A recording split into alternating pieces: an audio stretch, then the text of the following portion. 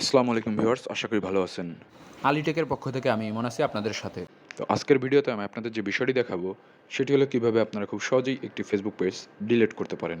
তো কথা না বাড়িয়ে চলুন চলে যাই ভিডিওতে। প্রথমে আমরা ক্লিক করব 3 লাইনে। দেন এখান থেকে আমরা একটু স্ক্রল করে নিচে আসব। এখানে আমরা দেখতে পারবো সেটিং অ্যান্ড প্রাইভেসি নামে একটি অপশন আছে, আমরা সেটা ক্লিক করে দিব।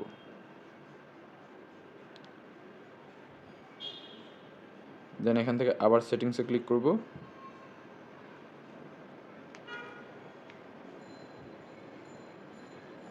দেন এখান থেকে আমরা ক্লিক করব পেজ সেটিংসে। দেন এখান থেকে আমরা একটু স্ক্রল করে নিচে আসব। নিচে আসার পর এখানে আপনারা দেখতে পাচ্ছেন অ্যাক্সেস অ্যান্ড কন্ট্রোল নামে একটি অপশন আছে, এটা ক্লিক করে দেব।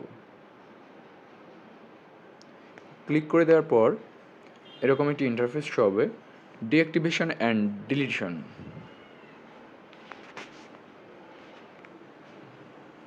এই অপশনটি আপনারা দেখতে পারবেন। তো এখানে আমরা এটা ক্লিক করে দিব। এখানে আপনারা দেখতে পাচ্ছেন ডিঅ্যাক্টিভেট পেজ এবং ডিলিট পেজ নামে দুটি অপশন আছে। তো আমরা যেহেতু পেজটি ডিলিট করব, তাই আমরা ডিলিট পেজ অপশনটি সিলেক্ট করে দিব।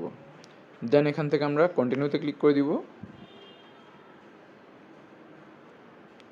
কন্টিনিউতে ক্লিক করে দিলাম।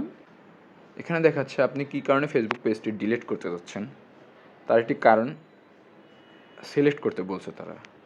তো আমি এখানে দিচ্ছি I spend too much time on Facebook, এটা ক্লিক করে দিলাম। দেন এখান থেকে আমরা কন্টিনিউতে ক্লিক করব। দেন এখান থেকে আমরা একটু স্ক্রল করে নিচে আসব। নিচে আসলে অ্যাগেইন কন্টিনিউতে ক্লিক করে দিব।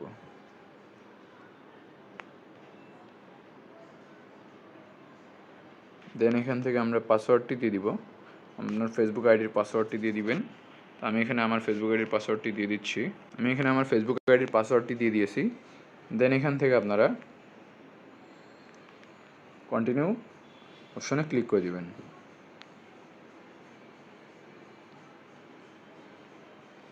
দেন অ্যাগেইন কন্টিনিউতে ক্লিক করবেন। দেন ফাইনালি আপনাকে ডিলিট পেজ অপশনটি শো করবে।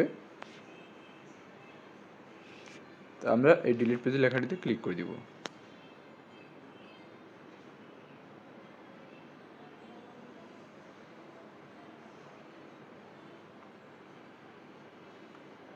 ফাইনালি আমাদের পেজটি ডিলিট হয়ে গেছে। পুরো ভিডিওটি দেখার জন্য ধন্যবাদ। ভিডিওটি ভালো লাগলে চ্যানেলটি সাবস্ক্রাইব করে পাশে থাকবেন।